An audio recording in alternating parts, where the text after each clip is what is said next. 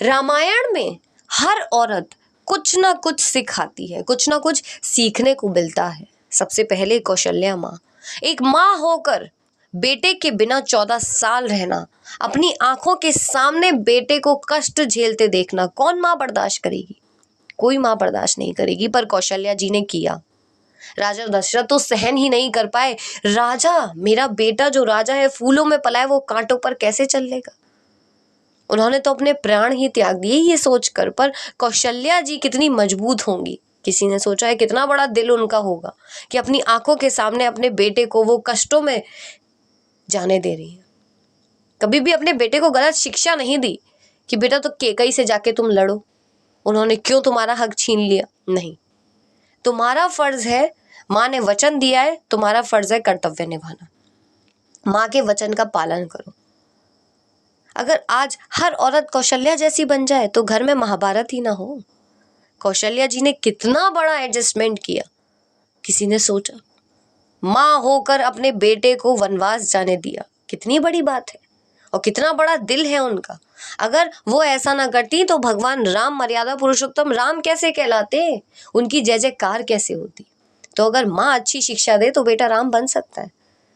एक माँ को भी तो कौशल्या होना पड़ेगा ना, बेटे को कष्ट झेलना पड़ेगा, एक माँ को बर्दाश्त करना पड़ेगा बेटे को संघर्ष करते देखकर, क्योंकि इंसान वही बनता है जो जीवन में संघर्ष करता है। एक माँ का बहुत बड़ा रोल होता है बेटे को बनाने में, एक पत्नी का बहुत बड़ा रोल होता है। सीता जी ने कितना बड़ा रोल निभाया है।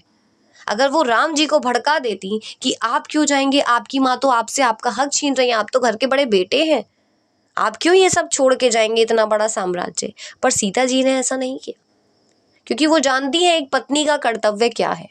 पर आज की कोई पत्नी ऐसा करेगी नहीं, वो अपने पति को कभी भी संघर्ष करने ही नहीं देगी। और जो इंसान जीवन में संघर्ष कर नहीं सकता वो कुछ बन नहीं सकता। अगर राम जी वनवास जाते नहीं तो राम जी की जय जयकार कैसे होती? कैसे सीता जी का हरण होता और रावण मरता और राम जी की जय जयकार होती? लक्ष्मण जी, उर्मिला जी अगर लक्ष्मण जी को रोक लेती, भड़का देती कि आपके भाई को वनवास मिला है, आपको थोड़ा नहीं, आप क्यों जाएंगे? उर्मिला जी खुद 14 साल बिना लक्ष्मण जी के रहती है। कौन पत्नी करेगी? अपने पति को संघर्ष करते हुए कौन पत्नी देखेगी, वो भी भाई के लिए? आज के समय में कोई नहीं देखेगी। तभी तो आज कोई लक्ष्मण नहीं है, क्योंकि आज कोई उर्मिला नहीं है। सुनैना जो सीता जी की माँ है, कौन माँ बर्दाश्त करेगी अपनी बेटी को संघर्ष करते देखकर? जिसे फूलों में पाला है उसे कांटों में चलते देख कौन देख पाएगी? सुनैना जी ने पर अपनी बेटी को गलत शिक्षा नहीं दी, बेटा तू आ जा, तेरे पिता तो राजा हैं, तेरे लिए एक महल बनवा देंगे। नहीं, सुनैना जी ने अपनी बेटी को सिखाया कि बेटा तुम्हारा कर्तव्य है पति के साथ रहना, दुख हो सुख हो पति का साथ दो। अगर हर माँ सुनैना जैसी हो जाए तो हर बेटी सीता जैसी ना हो जाए। सुनैना जी ने कभी अपनी बेटी को भड़काया नहीं, गलत शिक्षा नहीं दी, इसीलिए सीता जी आज पूजनीय है, उनकी पूजा की जाती है। मंदोदरी, एक पत्नी होते हुए पति दूसरी पत्नी ले आया, कितनी बड़ी बात है। मंदोदरी का दिल कितना बड़ा होगा, किसी ने सोचा है? मंदोदरी रावण को छोड़कर नहीं गई, क्योंकि मंदोदरी जानती है एक पत्नी का कर्तव्य क्या है, पति का साथ देना। अगर पति गलत रास्ते पर चला गया है तो उसको समझाना है, क्योंकि पत्नी का फर्ज सिर्फ पति के अच्छे समय में ऐश मौज करना नहीं होता।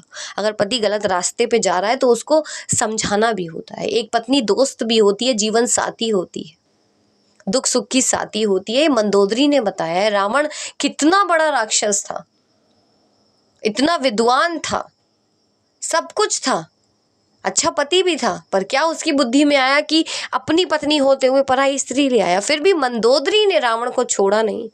मंदोदरी लड़ झगड़ के रावण को छोड़कर नहीं चली गई, उसका साथ दिया, समझाती रही अंत तक कि आप गलत कर रहे हो, गलत कर रहे हो, गलत कर रहे हो। रावण ने नहीं मानी, ये रावण की गलती है, पर मंदोदरी ने तो अपना कर्तव्य निभाया ना। तो रामायण में जितनी भी औरतें हैं वो कुछ ना कुछ सिखाती हैं और आज की औरतों को इनसे सीखना चाहिए।